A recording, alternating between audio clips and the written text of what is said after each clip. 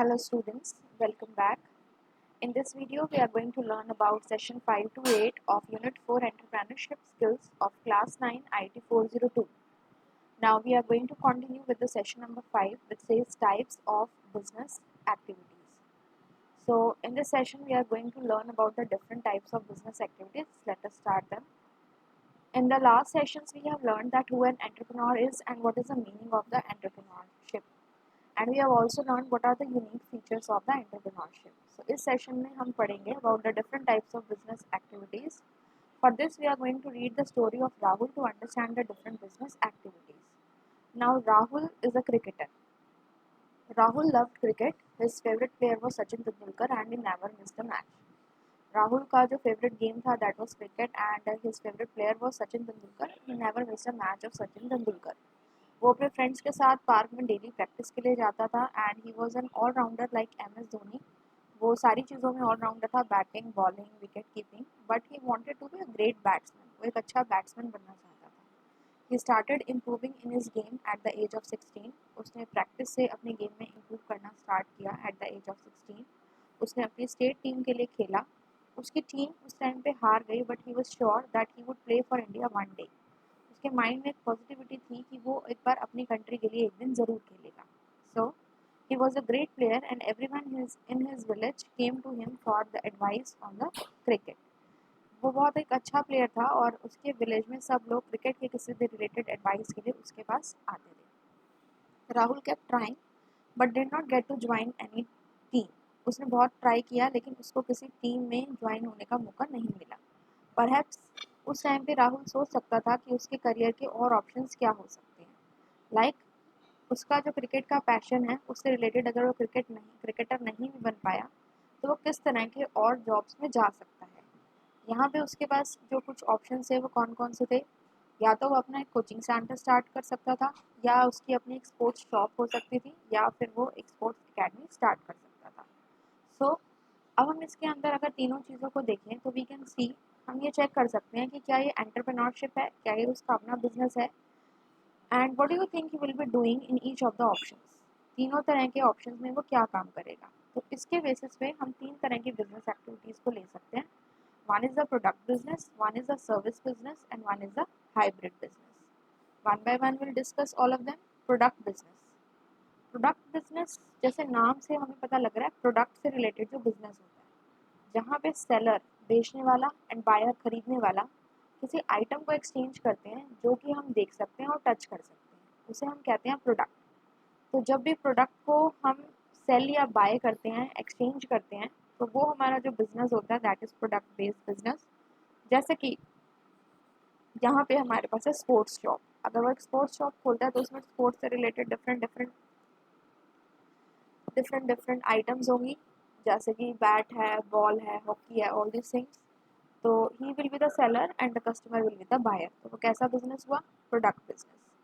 Now if we talk about the second type of business, वो होता है class हमारा सर्विस बिजनेस. ऐसा बिजनेस जहाँ पे एक सेलर जो है वो बायर को कुछ काम करने में हेल्प करता है, यानी कि वो अपनी सर्विसेज प्रोवाइड करा रहा है बिना किसी प्रोडक्ट के. वो होता है हमारा service business. For example a cricket coaching centre. Cricket coaching centre में वो क्या करेगा? यंग बॉयज़ को ट्रेन करेगा. तो वो कोई प्रोडक्ट नहीं बेच रहा, कोई ऐसी चीज़ नहीं बेच रहा जिसको हम देख सकते हैं या टच कर सकते हैं. वो वहाँ पे सर्विसेज प्रोवाइड करा रहा है. अगर हम कोई दूसरा एग्जांपल लेते हैं तो उस केस में एक सैलून होता है. जैसे सैलून पे आप जाते हैं, हेयर कट कराते हैं, तो वो आपको कोई प्रोडक्ट नहीं दे रहे, वो आपको सर्विसेज दे रहे हैं. थर्ड टाइप का हमारा बिजनेस होता है class hybrid business. Hybrid business हमारा वो बिजनेस होता है जहाँ पे दोनों चीज़ें हमारी साथ साथ चलती हैं, यानी कि प्रोडक्ट भी सेल हो रहा है, आपकी सर्विसेज भी सेल हो रही है. फॉर एग्जांपल अगर राहुल अपनी एक स्पोर्ट्स अकेडमी स्टार्ट करता है तो वहाँ पे वो कोचिंग देगा और साथ साथ वहाँ पे स्पोर्ट्स के जो आइटम्स होते हैं, इक्विपमेंट्स होते हैं, उन्हें भी साथ में सेल कर सकता है. तो इस तरह का जो बिजनेस होता है जिसमें प्रोडक्ट और सर्विस बिजनेस दोनों का कॉम्बिनेशन होता है, उसे हम कौन सा बिजनेस बोलते हैं? That is known as hybrid business. Question comes like what is a service business, what is a hybrid business, or dash is a business which combines both the forms of business, product and service. तो उसका answer आपका क्या रहेगा? Hybrid business. Sometimes it comes in 2 marks question, sometimes it comes as fill up और MCQ. Now अगर हम इसका एक जनरल एग्जांपल लेके चलें तो रेस्टोरेंट्स में आप देखते हैं कि आपको फूड भी दिया जा रहा है which is a product and catering services also provided. Catering तो क्या हो गई, आपको सर्विसेज दे रहा है, एंड फूड जैसे कि आप वहाँ से मान लीजिए बॉटल लेते हैं, वाटर बॉटल हो सकती है या कोल्ड ड्रिंक की बॉटल हो सकती है, तो वो उनके जो रेट्स हैं उस पर आपको अलग से दी जाती है। तो उसमें दोनों आपके जो हैं बिजनेसेस हो गए, that is your product business as well as the service business. Next thing is, with this we have completed this session. Next we move on to the next session. The next session is session number 6, product, service and hybrid businesses, little in detail. So here we will understand the difference between three types of business based upon the categories, like क्या हम उसे देख सकते हैं या touch कर सकते हैं। क्रिकेट कोचिंग और स्पोर्ट्स शॉप की बात की जा रही है, तो क्रिकेट कोचिंग में हम सर्विसेज प्रोवाइड कर रहे हैं, तो ये हुआ हमारा सर्विस बिजनेस, और स्पोर्ट्स शॉप में हम प्रोडक्ट दे रहे हैं, तो वो हुआ हमारा प्रोडक्ट बिजनेस। क्या हम इसे स्टोर कर सकते हैं? क्रिकेट कोचिंग एक ट्रेनिंग है, उसको स्टोर नहीं किया जा सकता। स्पोर्ट्स शॉप के आइटम को स्टोर कर सकते हैं। क्या हम इसे कहीं पर भी बना के ट्रांसपोर्ट कर सकते हैं? स्पोर्ट्स शॉप के आइटम को कर सकते हैं। क्या कस्टमर को वही चीज़ मिलती है जो हम उसे शो कर रहे होते हैं? कहाँ पे? स्पोर्ट्स शॉप में। सो अगर हम इसको इन बेसिस पे डिफ्रेंशिएट करें, सीन एंड टच में जो प्रोडक्ट बिजनेस है उसे हम देख सकते हैं, टच भी कर सकते हैं, और कस्टमर जो है उसके फिजिकल एक्सचेंज में हमें पे करता है। और अगर हम इसी को सर्विस बिजनेस में लेके चलें, तो सर्विस बिजनेस को ना हम देख सकते हैं ना हम टच कर सकते हैं। कस्टमर यहाँ पे किसके लिए पे कर रहा है? उनकी सर्विसेज या फिर आपके एक्सपीरियंस के अकॉर्डिंग जो भी आप सर्विसेज प्रोवाइड कर रहे हो उसके लिए आपको पे कर रहे हैं। नेक्स्ट कैटेगरी हमारी है store. A program can be made and stored in a shop और वेयर हाउस, जनरली हम इसे स्टोर कर सकते हैं। लेकिन जो सर्विस है जैसे कि हेयर कट है या अदर थिंग्स हैं, इनको हम स्टोर नहीं कर सकते। सर्विस तभी प्रोवाइड की जाती है जब कस्टमर उसके लिए पूछता है, right. Then next is made and transported. कोई भी जो प्रोडक्ट है उसको बना के ट्रांसपोर्ट किया जाता है, घर में उसे स्टोर कर सकते हैं, फैक्ट्री में उसे ट्रांसपोर्ट कर सकते हैं, या फैक्ट्री से डिफरेंट प्लेसेस पे भी ट्रांसपोर्ट कर सकते हैं जहाँ पे भी शॉपकीपर्स उसे सेल करते हैं। लेकिन एक सर्विस जो है उसको बना के ट्रांसपोर्ट नहीं किया जा सकता। जिस टाइम पे कस्टमर को रिक्वायरमेंट है उसी टाइम पे उसकी डिलीवरी की जा सकती है, ठीक है। इसके बाद हमारा आता है सेम क्वांटिटी एंड क्वालिटी। किसी भी प्रोडक्ट की जो क्वालिटी है और क्वांटिटी है वो हर टाइम सेम रहेगी, लेकिन एक सर्विस जो है वो डिफरेंट हो सकती है एट द डिफरेंट टाइम्स। जैसे कि आप हेयर सलून में जा रहे हैं, तो जिस पर्सन से आप रेगुलर करवाते हैं हेयर कट एंड ऑल, हो सकता है कभी एक टाइम ऐसा हो कि कभी वो पर्सन अवेलेबल ना हो, so that time other person may come for giving you the services, but that can be different from the earlier person, okay. So this is the difference between the product business and the service business. Now we are going to see some examples of the entrepreneurs. First one is Sana, the jewelry expert. Sana wears beautiful new earrings every day which she makes by herself. Sana का जो business है वो jewelry का business है, और वो ऐसे जो earrings डालती है जो वो खुद से बनाती है।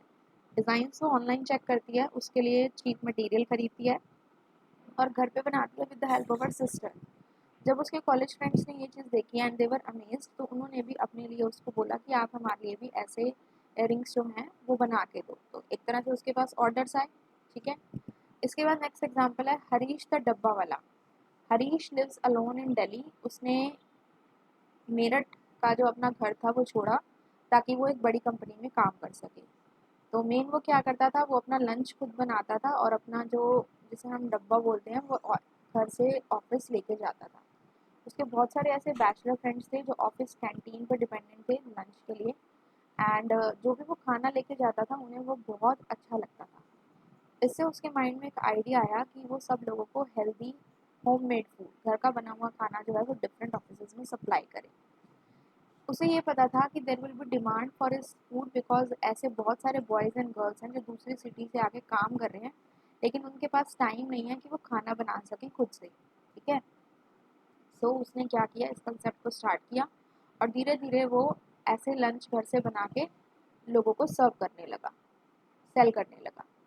Third is Pragya the delivery girl. Now Pragya's parents bought her a bike on her birthday last year. प्रज्ञा के पेरेंट्स ने लास्ट ईयर उसके बर्थडे पे उसे एक बाइक दी, और you can say scooty. She used it to go to her college and to meet her friends.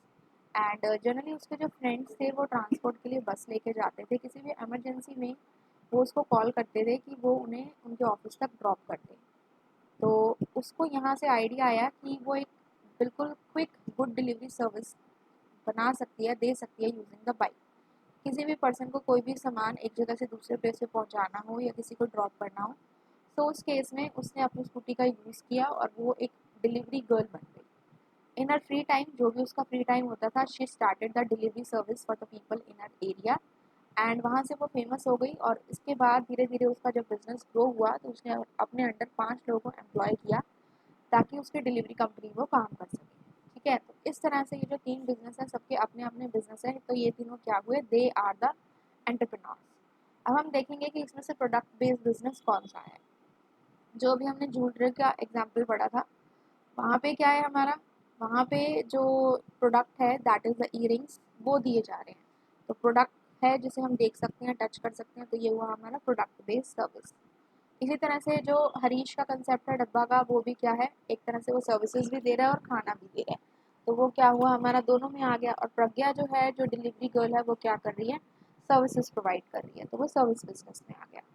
अब product based service को भी हम कैटेगराइज कर सकते हैं, जैसे कि यहाँ पे सना का एग्जाम्पल है जो अपनी ज्वेलरी खुद बनाती है। अब मान लीजिए अगर हम इमेजिन करें कि वो अपने इयरिंग्स खुद ना बना के वो किसी होलसेल मार्केट से अगर इयरिंग्स खरीदती और फिर कुछ कमीशन पे लोगों को सेल करती, तब भी क्या वो प्रोडक्ट बिजनेस होता?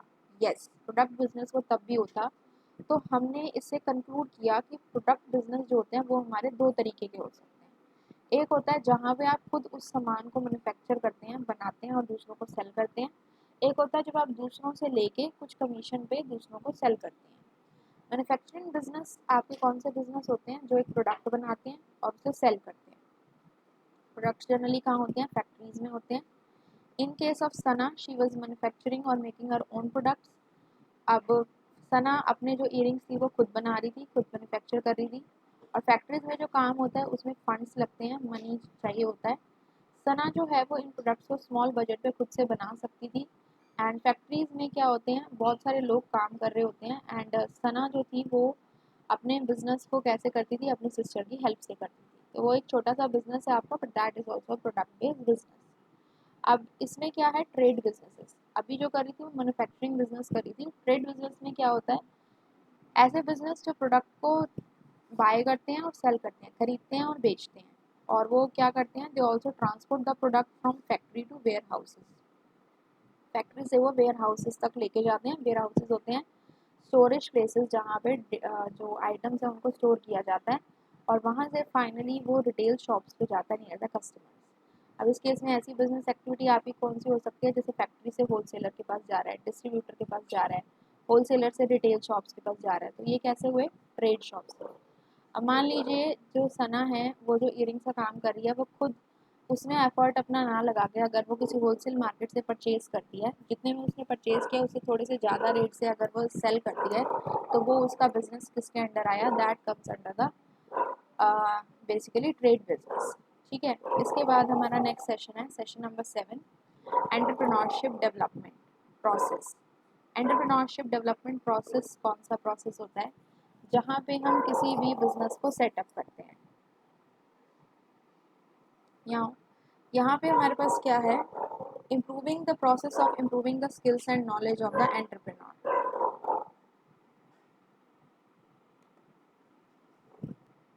Now it can take place through formal and informal learning system. Entrepreneurship development का प्रोसेस क्या है, जहाँ पे हम अपने स्किल्स को और एंटरप्रेन्योरशिप की जो नॉलेज है उसको इंक्रीज कर सकते हैं। ये एक फॉर्मल या इनफॉर्मल लर्निंग सिस्टम की हेल्प से हो सकता है। फॉर्मल लर्निंग सिस्टम में आपको प्रॉपर ट्रेन किया जाता है ताकि आप उसके बारे में अवेयर हो सकें और जो भी नॉलेज और स्किल्स रिक्वायर्ड है वो आप जान सकें। ठीक है, तो इसमें आप ये समझते हैं कि एंटरप्रेन्योरशिप डेवलपमेंट प्रोसेस क्या होता है through the examples of the successful entrepreneurs. इसकी हेल्प से आप ये भी समझ सकते हैं कि what are the qualities of the entrepreneurs, क्या क्या उनकी क्वालिटीज़ होती हैं, और आपको अगर वो काम करना है तो आपके अंदर भी सेम क्वालिटीज़ होनी चाहिए। And you can also make a assessment of whether you also possess, कि आपके अंदर वो क्वालिटीज़ हैं या नहीं। ठीक है, तो हम इसके लिए एक स्टोरी देखते हैं। प्रेम गणपति द डोसा वाला। प्रेम Ganpati is a person who is also known as dosa वाला and he is the owner of the famous food chain dosa plaza. उसकी फूड चेन है, डिफरेंट डिफरेंट सिटीज़ में उसके आउटलेट्स हैं, रिटेल शॉप्स हैं। डोसा प्लाजा की अराउंड अंडर करेंटली 26 शॉप्स हैं। उसके अंडर 150 एम्प्लॉयज़ काम करते हैं और हर साल वो 5 करोड़ मनी अर्न कर लेते हैं। ठीक है, अब उसकी जो स्टोरी थी ऑफ स्ट्रगल एंड सक्सेस वो कैसे शुरू हुई। When this person came to Mumbai, उनके कुछ फ्रेंड्स नहीं थे और वो इस लैंग्वेज जो वहाँ पे बोली जाती है उसके बारे में भी नहीं जानते। He struggled in Mumbai for many years, उन्होंने अलग अलग काम किए। He wash the plates and cups, clean the tables and serve the teas at the different shops. उन्होंने किसी के साथ बिजनेस भी स्टार्ट किया लेकिन वो पार्टनरशिप जो थी वो फेल हो गई। प्रेम ने कुछ मनी सेव किया था और वो अपना एक डोसा की शॉप स्टार्ट करना चाहते थे। उन्होंने अपने ब्रदर से और अंकल से बात की कि वो रेलवे स्टेशन के पास एक डोसा स्टॉल को सेटअप करना चाहते हैं क्योंकि वहाँ पे बहुत लोग आते हैं और उनके पास खाना खाने के लिए टेस्टी फूड के ज़्यादा ऑप्शंस नहीं रहते। जब उसने स्टार्ट किया तो his customers praised his food and gradually he had customers from the far of places. जब उन्होंने स्टार्ट किया तो धीरे धीरे उसकी जो फुटफॉल थी वो इंक्रीज होने लगी। लोग दूर दूर से टेस्टी डोसा खाने के लिए आने लगे। As he spoke to his customers, उसने अपने कस्टमर से बात की and he found out that उसके कस्टमर्स को different different types of dosas बहुत पसंद है। नाउ इससे उन्हें ध्यान आया कि he had worked in a Chinese kitchen earlier और उन्हें वहाँ पे चाउमीन और अदर चाइनीज़ आइटम्स उन्होंने वहाँ सीखी थी जो उन्हें अभी बनानी आती थी। So what he did was, उनके माइंड में एक आइडिया आया कि he can invent new types of dosas with the Chinese flavors like American chopsy, paneer chilli, इस तरह के चाइनीज़ आइटम्स को की वो फिलिंग लेके और अलग अलग टाइप के जो डोसा हैं वो प्रिपेयर कर सकते हैं। तो इस तरह से उन्होंने टोटल 108 टाइप ऑफ डोसा अपनी मेन्यू लिस्ट पे लेके आए जिससे कि उन्हें बहुत ज़्यादा पब्लिसिटी मिली। देन उन्होंने अपनी लाइफ का बिगेस्ट रिस्क लिया और एक स्टेशन के पास उन्होंने अपनी एक नई शॉप खोली। पहले उनका क्या था, स्टॉल था। अब उन्होंने एक शॉप खोली जिसका नाम हो गया डोसा प्लाजा। अब डोसा प्लाजा जो शॉप है वो मुंबई की मोस्ट फेमस डोसा शॉप्स में से आती है। एंड यहाँ से हमने इस स्टोरी से क्या सीखा कि यहाँ पे the person struggled a lot. जो भी उनके एक्सपीरियंसेस रहे डिफरेंट डिफरेंट होटल्स में काम करने के, जहाँ पे he just learn how to make the Chinese, उन्होंने उसे अपने एक्सपीरियंस को अपने बिजनेस के अंदर इम्प्लीमेंट किया। तो बिजनेस का आइडिया जैसे आया, सबसे पहले उन्होंने उसके लिए मनी और मटेरियल लिया, फिर कस्टमर की नीड्स को समझा और फिर फीडबैक के अकॉर्डिंग अपने प्रोडक्ट और सर्विस को इम्प्रूव किया। तो ये हमारे डिफरेंट डिफरेंट स्टेप्स होते हैं स्टार्टिंग अ बिजनेस। किसी भी बिजनेस को स्टार्ट करने के लिए सबसे पहले आपको क्या चाहिए, एक आइडिया चाहिए। वो आइडिया ऐसा भी हो सकता है जिसमें आप इंटरेस्टेड हो या आप देखते हैं मार्केट में जिस चीज़ की नीड है। फिर आइडिया लेने के बाद आपको उस बिजनेस के लिए मनी और मटेरियल चाहिए। आप उसे छोटे स्केल से भी स्टार्ट कर सकते हैं जहाँ पे आप बेसिक मटेरियल खरीद के और उसे स्टार्ट कर सकते हैं। थर्ड पॉइंट होता है आपको कस्टमर की नीड्स को समझना है। आपने अगर अपना एक शॉप या कोई भी स्टॉल स्टार्ट किया, आपके पास कस्टमर्स आए, तो आपने ये समझना है कि what are their likes and wants. And आपको ये भी पता लग जाएगा कि उसमें कस्टमर को क्या अच्छा नहीं लग रहा है। मीन्स एक तरह से आपको कस्टमर से क्या मिल जाएगा, आपके प्रोडक्ट का फीडबैक मिल जाएगा। और फीडबैक मिलने के बाद आप क्या करेंगे, अपने प्रोडक्ट और सर्विस में जो जो कमियां हैं उनको इम्प्रूव करेंगे। You can use this knowledge of what your customer likes and does not like to improve your product. जैसे कि यहाँ पे प्रेम के केस में उसके कस्टमर्स को वैरायटी ऑफ डोसास चाहिए थे, तो उन्होंने क्या किया, उसको वहाँ पे इम्प्लीमेंट किया जिससे कि उनके जो बिजनेस है उसकी ग्रोथ और ज़्यादा हो गई।